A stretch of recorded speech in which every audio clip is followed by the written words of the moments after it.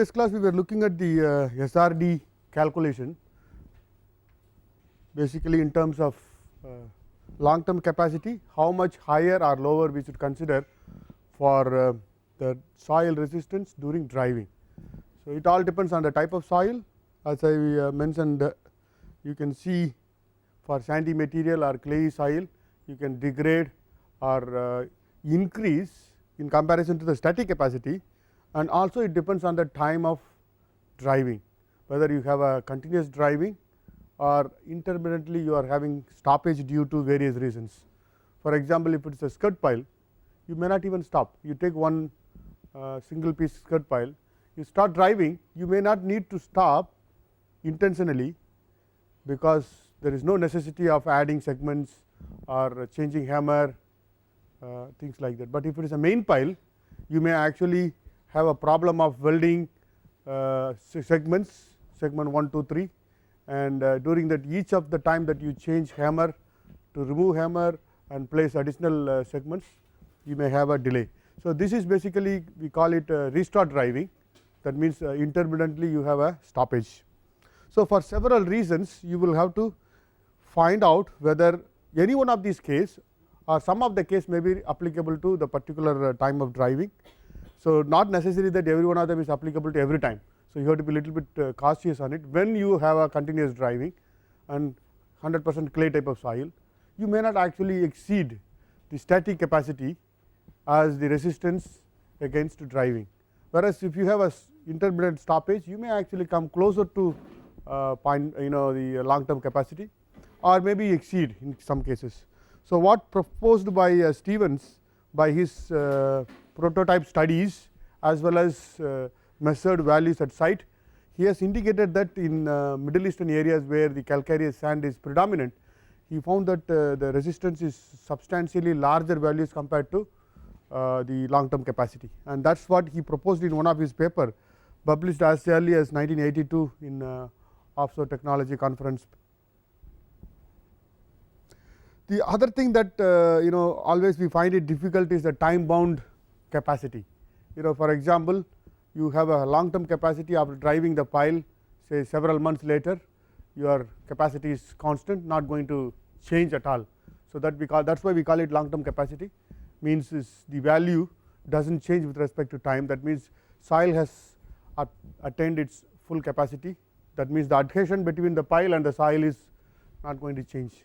But when you come backwards from driving time to the time of achieving full capacity, what is the basically the proposition, whether it is linearly varying with time or some kind of relations can be developed.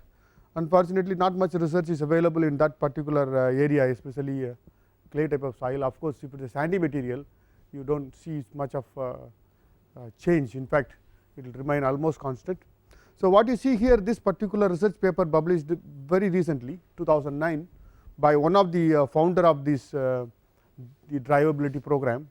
So, one of the name is Rost. Actually, that is how you get this GRL, each one stands for one person name.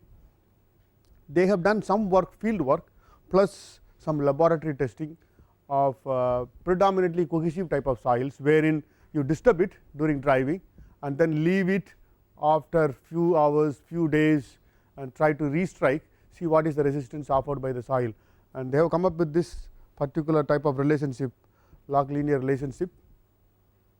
So, you can see here, if you just look at this formula, the Qu is the long term capacity and Ru is the soil resistance during driving. So, you can either have the values higher or lower than Fs depending on type of soil. So, this Fsi is the setup factor, the longer you leave it, the factor will be larger, supposed to be larger, and then you will get the resistance to driving achieving its full capacity. That means, we do not expect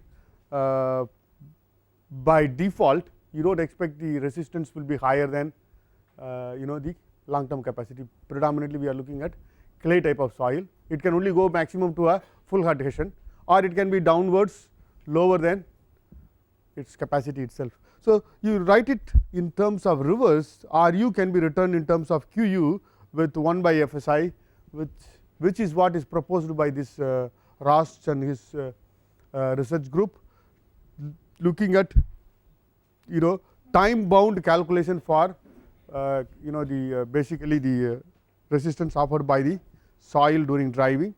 The T naught is a reference time, and then TW is the time delay, like you start driving, you disturb it and just give a 6 hours delay, what will be the capacity later on. So it was a very useful tool, but again it is only tested in a specific clay with consolidation ratio of 0.4. So there could be a different equation that could arise. So that's why it's not generally used, but it could be used as a guidance. This particular equation can be used as a guidance just to estimate, see how much increase in resistance. For example, during driving you have a hammer breakdown, you take 2 days to bring the hammer, or you take few days to bring the hammer, new hammer from onshore and then transport it. So do we expect to change the hammer, or we use the same hammer that we have been driving? For example, you use a 600 type hammer during driving before you stoppage, and then later 3 days later I want to restrike. Should I use the 600 hammer or should I use the bigger hammer, just to establish whether the hammer selection is correct? Because you go and put the smaller hammer, if it does not go through, again you have to waste another half a day to remove the hammer and put the hammer. So that is the type of assessment you can use just to make sure that so this particular equation in the recent times we have been using in a few of the projects where to estimate the time delay and the related increase in resistance against driving. So I hope with these 2 slides you should be able to understand what is the long term capacity, which is basically a calculation to get the pile soil interface shear failure, which is what we call it axial capacity, ultimate capacity. And then from there we have come down to the resistance offered by the soil file interface during driving. Several methods. One of the method is by Stevens, where he is completely relating to static capacity with the multiplication factors 1.5, 2.0, 1.3 and so on. But the best thing that we can get is, without going into too much details, you can easily understand that the driving resistance will at least be equal to the long term capacity or lower for mostly on clayey type of soil. For sandy type of soil mostly you will get higher, but how much higher is a big question because of a densification of soil during driving because of the vibration. So these 2 things you need to keep in your mind, that the driving resistance will definitely be smaller for clay type of soil, higher for sandy type of soil, depending on the situation. Now let us just go to what we practice as a setup factor. Basically in the past, in fact it is exactly the same equation, only writing in terms of over consolidation ratio. I think when we were looking at the basic soil mechanics, we already discussed about this term called over consolidation ratio, the past pressure to the present situation. The more that you have a past pressure, the soil already have consolidated, over consolidated, so you do not expect any more consolidation to happen due to the new pressure that you are going to build up due to your so that gives you an idea of the history of the type of clay that you are looking at. If it is a very young clay, you may actually go through a large consolidation over a next several years. If it is a very old clay with a past history of overloading, then you may not actually expect. So depending on this OCR, basically the contact between the pile soil interface can change. In fact, several times if you look at the recent research papers, axial capacity itself is being calculated taking into account OCR as one of the parameter. Of course API does not recognize those methods yet because it is not generalized, but in some of the research papers people still use this as one of the parameters. So you can see here in this particular research paper done by Roche, he actually come up with a pile setup factor as a function of over consolidation ratio multiplied by a factor which is 0.5, which is nothing but 1 by 0.5, and for different numbers of hours or days he has proposed this type of numbers for his research work, which is what he is going to use backwards in this calculation for the resistance against driving. The next thing what I just wanted to show you was what is the general practice in the industry is. So you have seen research by Stevens and then by this group. As you can see here, the continuous driving term means you do not have any stoppage, no intermittent change of hammer or change of pile segments, adding of pile segments. continuous driving is expected even for main pile, because for example, you take one main segment and then you start welding. After you restrike, that means just first few blows the soil gets disturbed, then after that it becomes actually driving is continuous until you come to the next time you stop. So, the in between time you have a continuous driving, but one of the biggest problem is starting to overcome the initial increased resistance. Whenever you are restarting, that is basically this case, where you are going to have first few blows or first few hundred blows, depending on, you may expect a larger resistance. Once the soil gets disturbed and then start to move downwards, then you come into a continuous driving. So, you can see here in general practice, for sand we use 100% of the static resistance, which is either alpha method or beta method you are using for clay or sand. You take the 100% skin friction and 100% end bearing. Whereas, if you look backwards to methods by Stevens, he is using 150%. So, that is where the difference, many of the situations we would like to limit to 100%, unless the data proven in the vicinity or in the particular area that it shows increased resistance, mostly we restrict ourselves to 100%. And for end bearing again 100%, but again depends on the type of soil. If it is a loose soil, densification may be further possible, but as you go down you cannot expect so much of densification, because the soil is already dense, because the overburden pressure for several years. So, that is why many of the cases we use 100%, unless you have a local area data showing that higher than 100% is required. And for clay, skin friction is taken as 50%, but then the end bearing is completely disturbed as the pile goes through. You can see that the soil is disturbed, remolded 100%. So, you can say 0% offered by the end bearing from the clay. So, this is the general practice for continuous driving. Restart driving, you have just increased 25%, but again this depends on the time duration. I think you can go back and calculate, if the setup factor comes to be higher, you can even reach 100% sometimes, if you give for 2 weeks of break because of some several problems.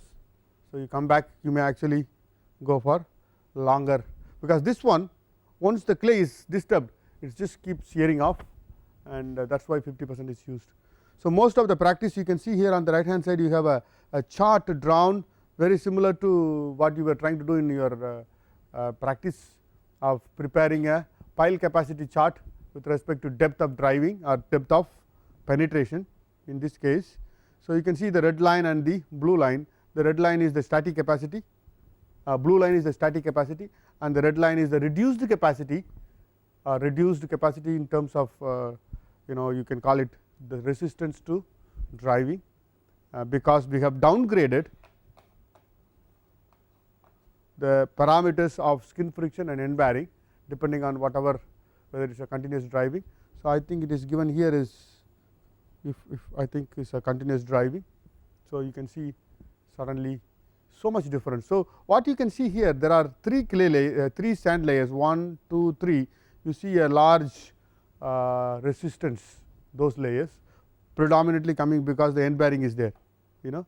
So, that is these are the areas that you will see that hard driving may be expected, because the resistance is so much. Once you break down, you can see here driving at 50 meter you have a resistance of something like 32 meganewton, but driving at 90 meter you have only 22 meganewton. So, you can see here you initially have a larger resistance. Once you punch through that layer, then after going down becomes easier. So, this is where your drivability, or so called whatever we are learning about driving schemes to establish what hammer is required, is just to overcome this particular layer where the soil has got higher resistance. So, at that time if you have a bigger hammer, you are able to punch through. Otherwise, what will happen? You will be keep hammering there, pile may actually get overstressed, but then you are not able to penetrate through, because your hammer inertia what you have is not sufficient to punch through. The whole idea is to find out what hammer is required in order to do this penetration, because you have suddenly a increased resistance because of such type of soil at that level. So, when do we stop? We keep hammering, and then this is one of the important decision making information, because we just can't keep doing that until the pile fails or soil fails. Either one of them should fail, isn't it, or the hammer break down. So basically we need to set and keep in our mind that what will be an acceptable situation, so that we can decide, because this is not theoretical paperwork, it is actually practice at field. So something needs to be given to the hammer operator. He should know when I should stop, and he may not be an engineer. So that is why we have to put it in terms of number of blows rather than stresses, because he cannot understand. So what we are looking at, there is a difficulty in making this decision. You take a bigger hammer, the same soil you can drive with lower blow count. If you take a smaller hammer, the same soil, same pile, you will take larger number of blows to even drive, or even to start, go through a smaller penetration. So all depends on right selection. So what is right selection? Basically that is what the drivability is all about.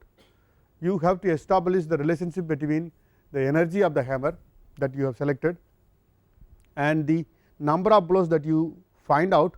Ultimately it should not be a too big a hammer that even at 90 meter penetration only few blows it is going down, which is not a good.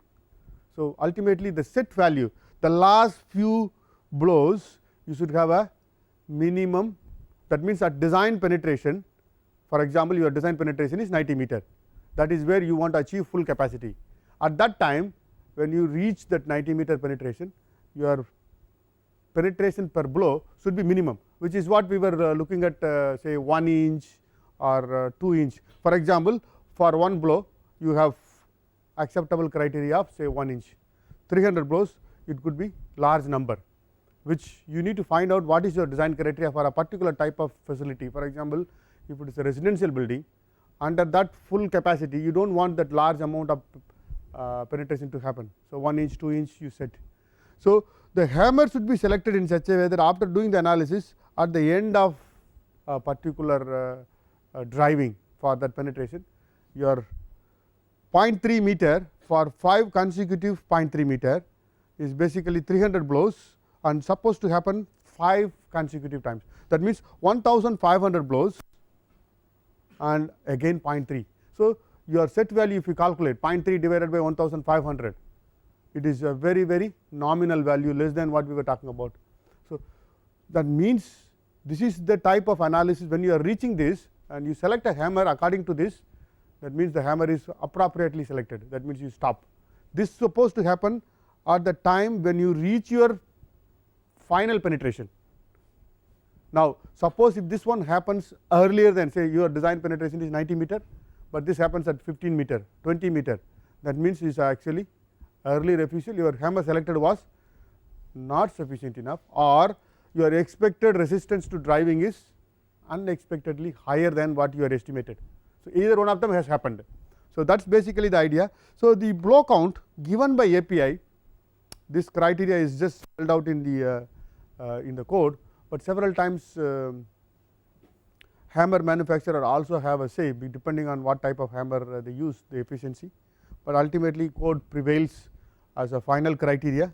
So 300 blows for 0.3 meter for 5 consecutive 0.3 meter. So you will just monitor 1, 2, 3, 4, and then that means consistently for 1.5 meter of driving through you expected a very hard driving.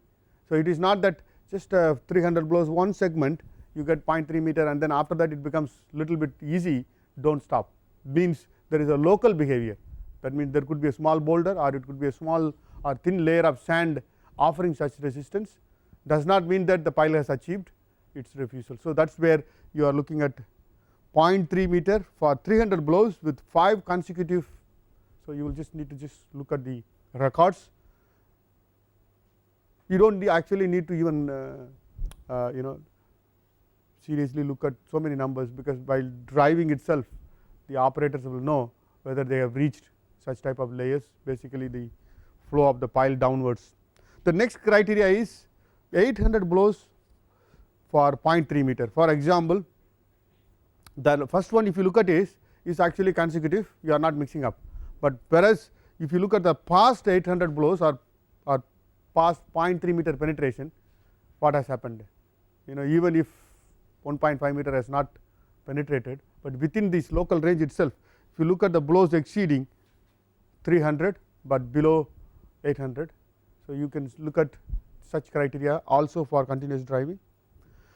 And for setup case, for example, this is both of them is applied for driving continuously, but in case where you restart, for example, if we decide to stop the pile at that time after achieving 50 meter, something has happened, you want to change hammer because you had one first segment is only that much. So, I want to put a second segment. So, if you happen to calculate or decide your lengths based on some idea, but happen to be at this place, you restart. Two things have happened. The soil above 50 meter already have set up because you have given a gap, and also the soil at that restart location is so hard.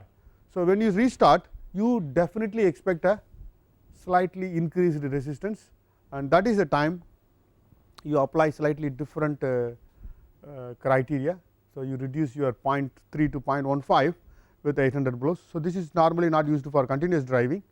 Setup case, we even allow slightly increased number of blows for 0.3 meter, that means is half of the penetration. So, that is the idea of API. So, when you exceed this at any time, you are supposed to stop. That means few things would have gone wrong: hammer selection incorrect, soil understanding is incorrect, or basically the estimated blows during your drivability analysis is incorrectly modeled. So, you must stop and investigate and then progress further if it is prematurely stopped. For example, according to your calculation, you wanted to go to 90 meter as your penetration, but when you reach 75 meters, the blow count exceeds 800 for 0.3 meter, you stop. Now, you could come to a conclusion that pile has achieved greater resistance than what I thought, because I am unable to drive. During drivability analysis, I have predicted that for full capacity the blow count is less than 800, but during actual driving is unable to go through, blow counts are increasing. You could actually say that, but it may not be true, because you have selected a smaller hammer. Smaller hammer will definitely come with larger blow count, but does not mean that the pile has achieved or pile has got sufficient capacity, because your theoretical calculation require 90 meter penetration to achieve full capacity according to your design. Now, when you stop at this place, you see here what has happened. If you just draw a vertical line down here at that point, it so happened to be a very big bulb of sand layer, got good capacity, you stop there. But then whether the pile has stopped because of a sand layer here or because of incorrect selection of hammer, you will not know unless you analyze the data, and that it may be happening at this point, but still blow counts are higher. So, that is why we have to find out what is the cause of the many cases. What happens is premature refusal means we are not worried about the pile driving itself, we are now worried about the what capacity has achieved by the pile, whether we can install or whether the jacket and structures could actually serve the purpose for which it is designed. Because if you have suspicion on the full capacity, the jacket may not be put to use, you may actually abandon. So, if you are not able to drive, either you should try to drive by making assessment or bring in a bigger hammer, or other methods of making sure that the pile reaches its final penetration, because we have no other tool to assure that the pile has achieved full capacity.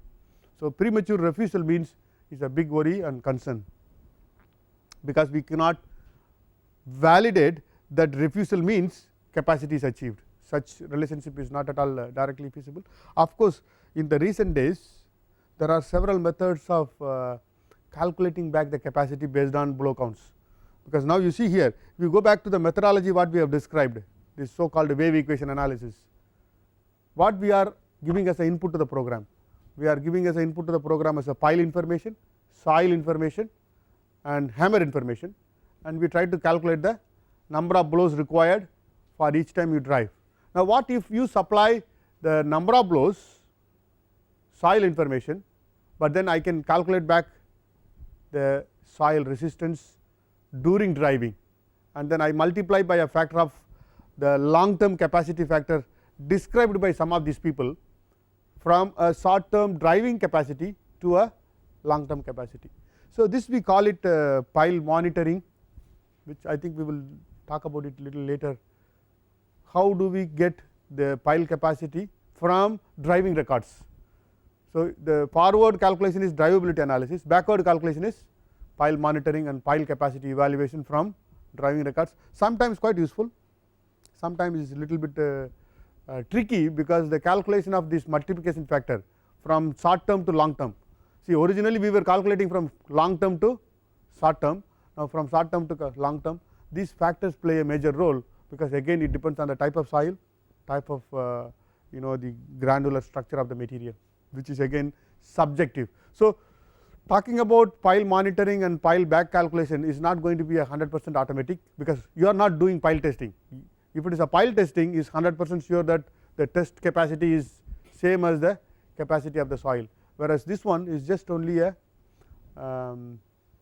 halfway between. You are using some installation information, but also you are using some guess. So, the pile refusal criteria has to be employed in every project, but of course, hammer manufacturers input also required. Sometimes they actually multiply with their own factors, higher or lower, but will be in the order of magnitude of similar kind. See, one such program which I was talking about, the wave equation is employed is GRL. This each GRL is each one, I think Globe, Roche and another person's name, 3 name.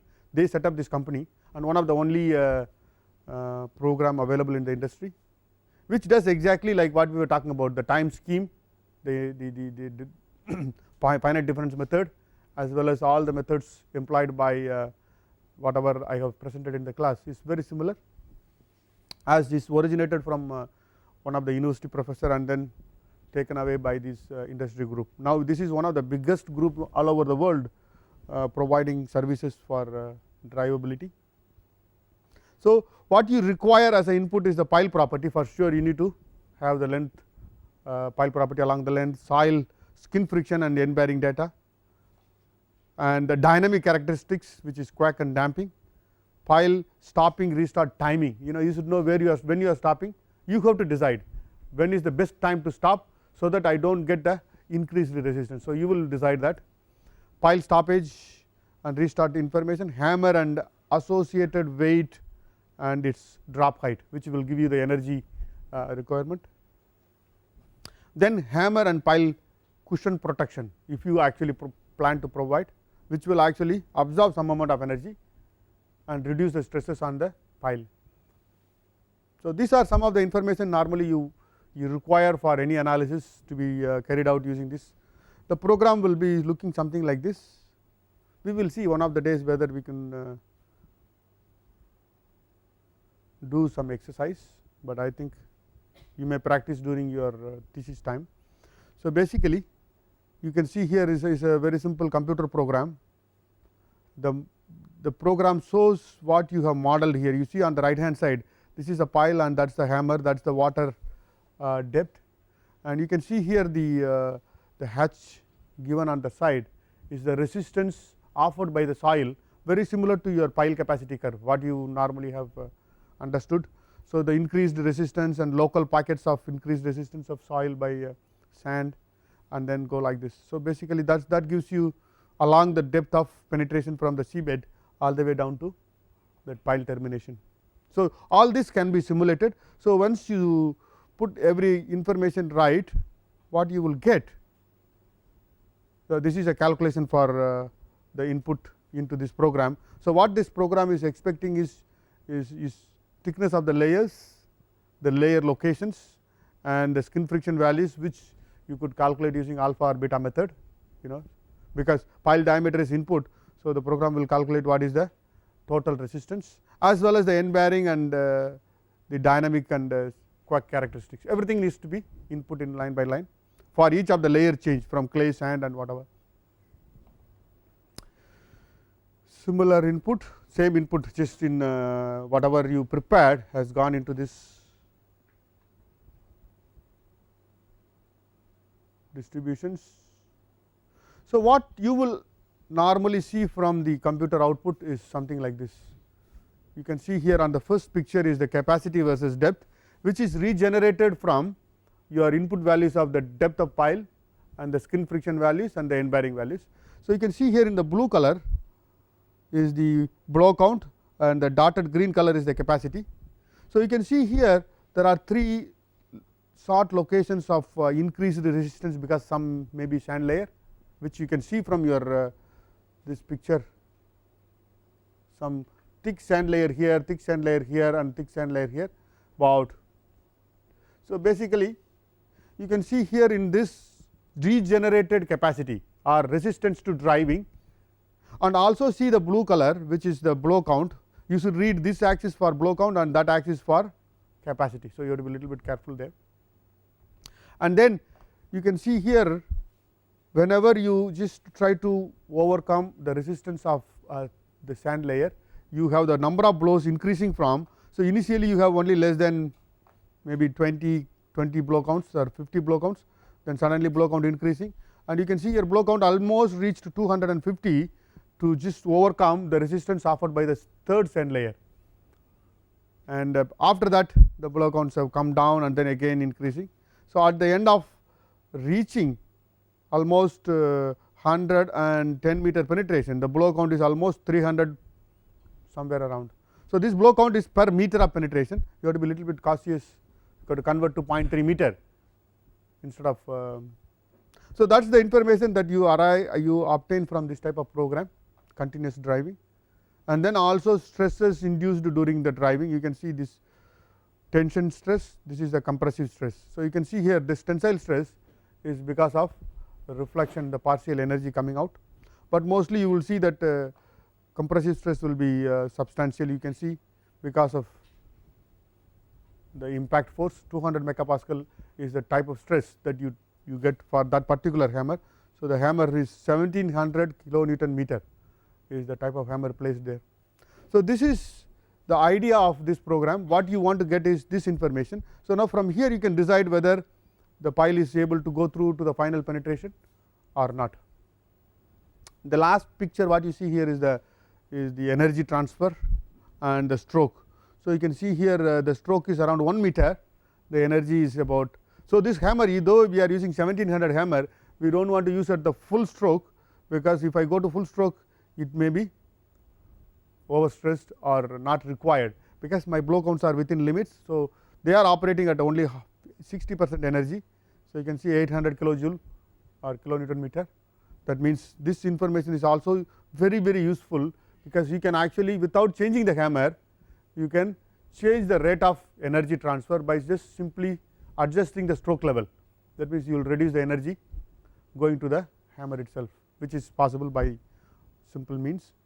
So, that is something that if you see a very high stress, you can suddenly reduce you have a bigger hammer, but then I will operate at a lower efficiency. So, that the blow count can be reasonable and the stresses are also within limits.